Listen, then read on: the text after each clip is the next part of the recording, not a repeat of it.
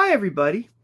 Today's topic, we're going to talk about the first song, track, whatever you may call it, off of the Iron Maiden album, The Number of the Beast.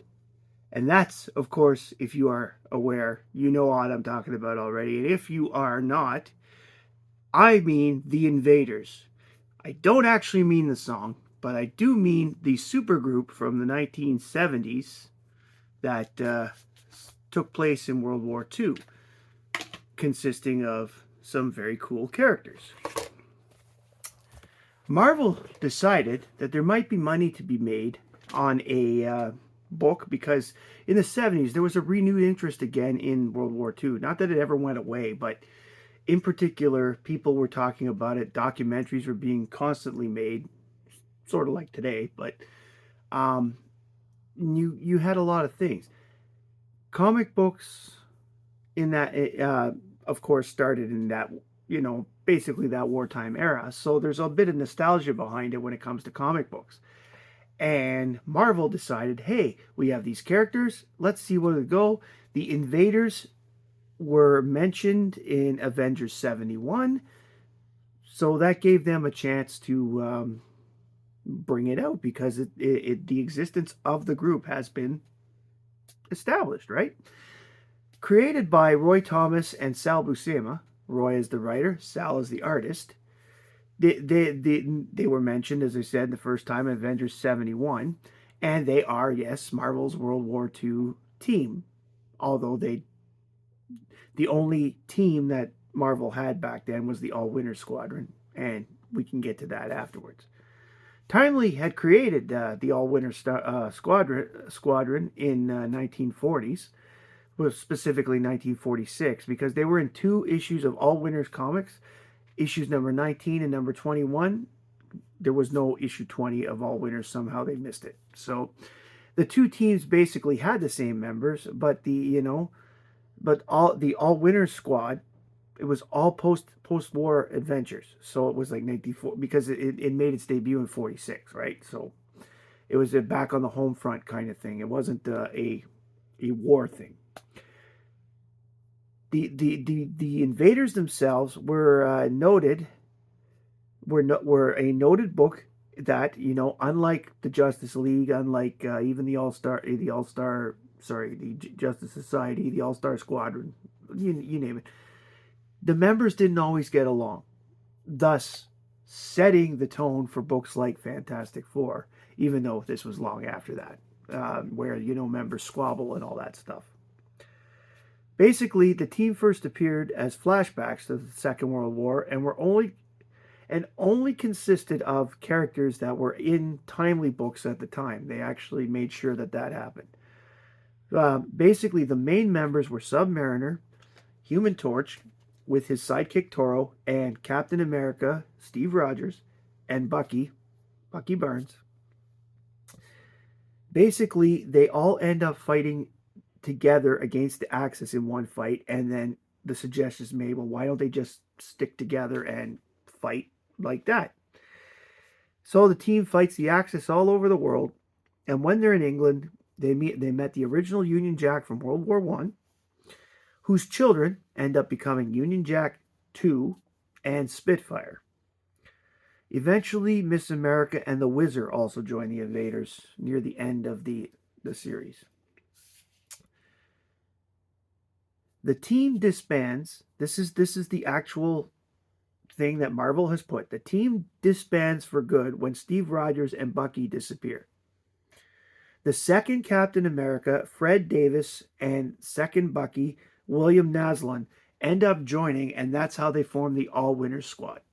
So it's actually retconned that it is the second Captain America, the not so smart one, as some of us believe it is, that is the one in the All Winners Squad.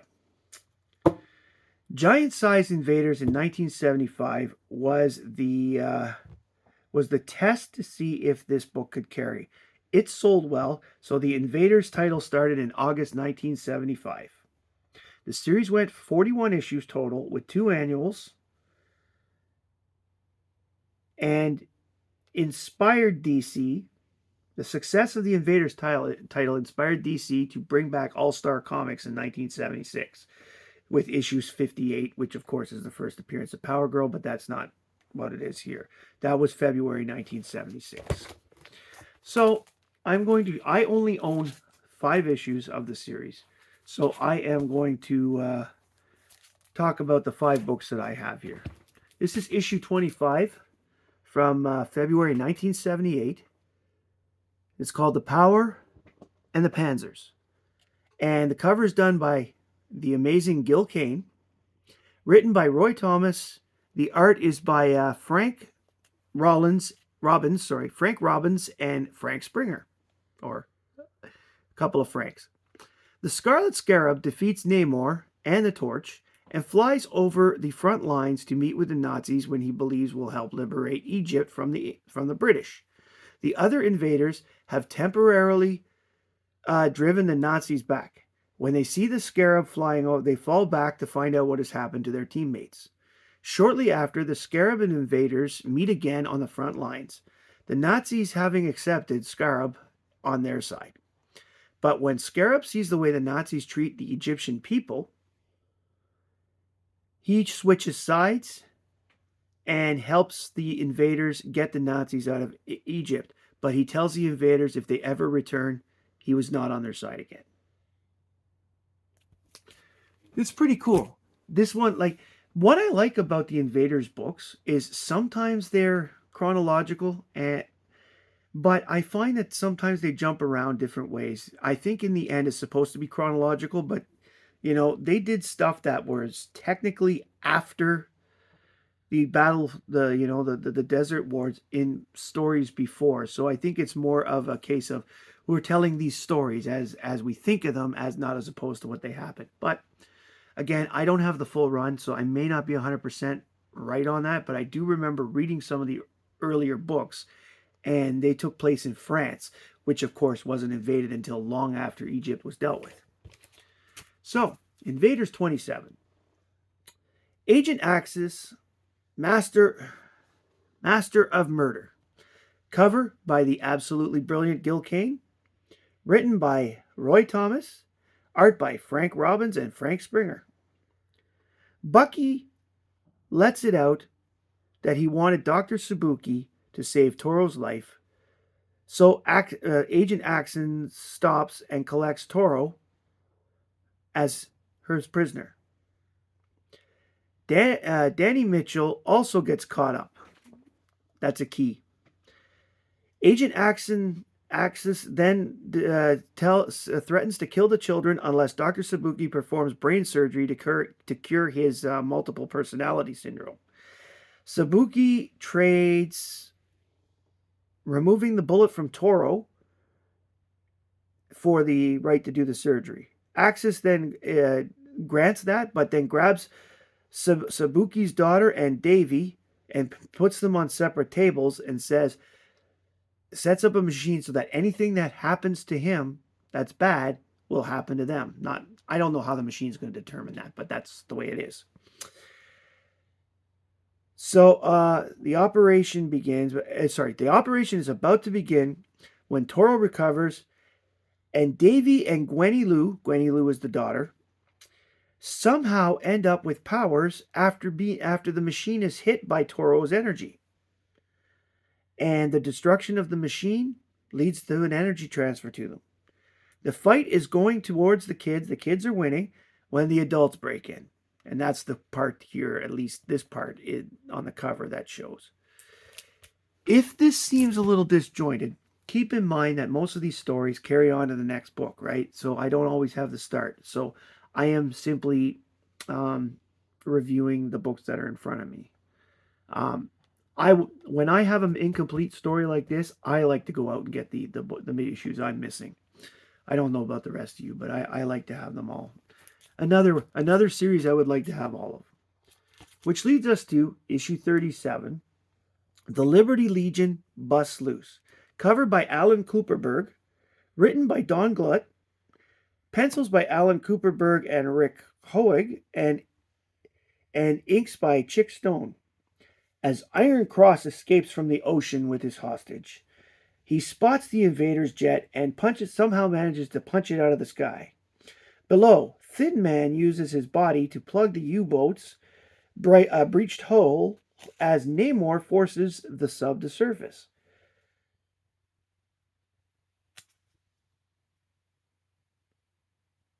Jack Frost creates. Sorry, I couldn't read the beginning of it.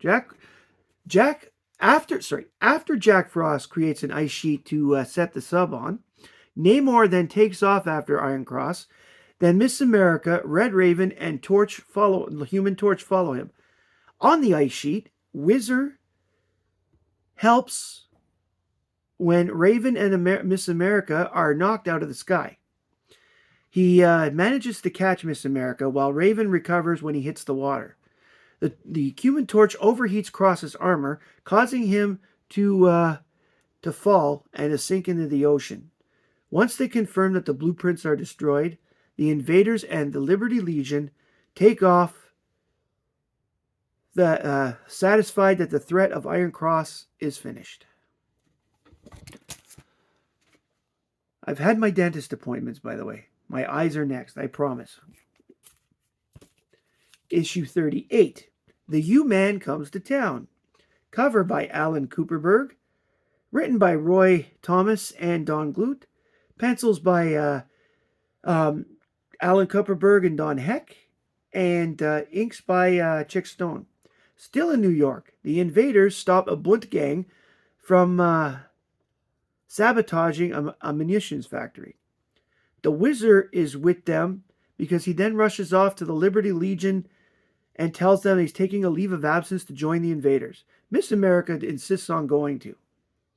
By the way, they're a couple. U-Man arrives in New York's Chinatown due to the mental summons of Lady Lotus. She sends him to the West Coast to abduct Golden Girl. The invaders happen to be heading to San Diego to investigate. The Kid Commandos are interrupted by U-Man, who quickly beats them and kidnaps Gwenny Lou. And if you haven't figured out by that description, the Kid Commandos are Bucky, Toro, Danny, and Gwenny Lou, who have powers now. I'm not sure what their battle names are, but that's basically what happened. And the last issue I have is issue 40, which is the second to last. By the way, 38 was March 79, 37 was February 79, and 27 was April 78. I forgot to give the dates. Issue 40, May 1979. V is for Vampire. The cover is by the amazing Dave Cockrum. Written by Roy Thomas and Don Glut. Art by Klipperberg with the pencils and ink by Chick Stone. The freshly revived Baron Blood doesn't recognize Jacqueline and her Spitfire identity and thinks Union Jack is his brother, not his nephew. He beats them badly, but before he finishes completely, he is psychically controlled by Lady Lotus and is forced to help her. When he and the Japanese soldiers escape, the two heroes tell the rest of the team what's going on. When Blood next... Oh my God.